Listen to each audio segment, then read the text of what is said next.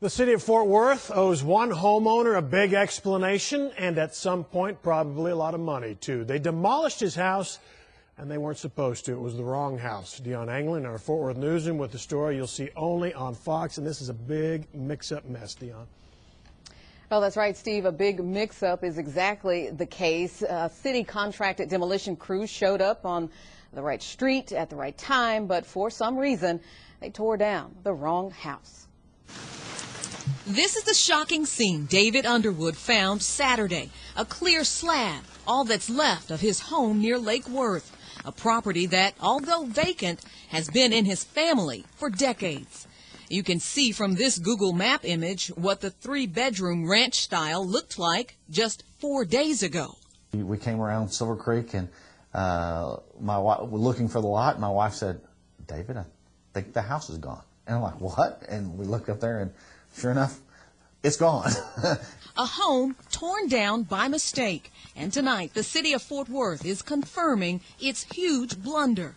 In a statement to Fox 4, the Code Compliance Department says, on July 12, 2013, contractors demolished the wrong property on Watercrest Drive. The property to be demolished should have been 9708 Watercrest Drive. The property that was demolished was a vacant structure located at 9716 Watercrest Drive. This is that home at 9708, and according to a neighbor, it's been condemned and awaiting demolition since January. The same neighbor alerted the city just minutes after noticing early Friday morning bulldozers were knocking down the wrong house. Underwood says the house was originally his late grandmother's, and though vacant, it wasn't completely empty.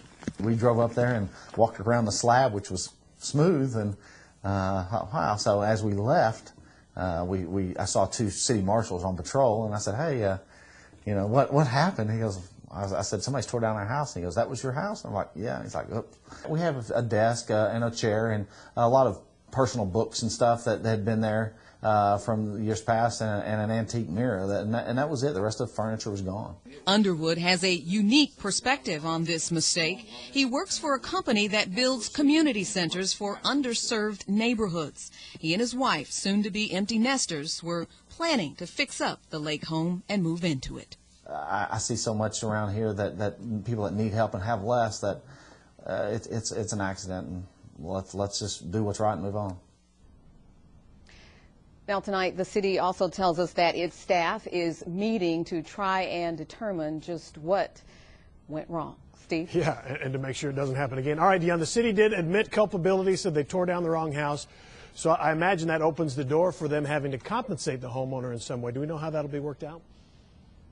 Yes, we spoke to him about that. Underwood tells me that he's been in touch with city staffers all throughout today. He says that they have reached out to him. In fact, he's getting help from the council member's office who represents that area. His first step, he says, is filling out a claim with the city's risk management department. And once that's in motion, I understand they'll somehow come up with a figure and or possibly action that will make up for his loss. Steve? Okay, Dion, thank you very much.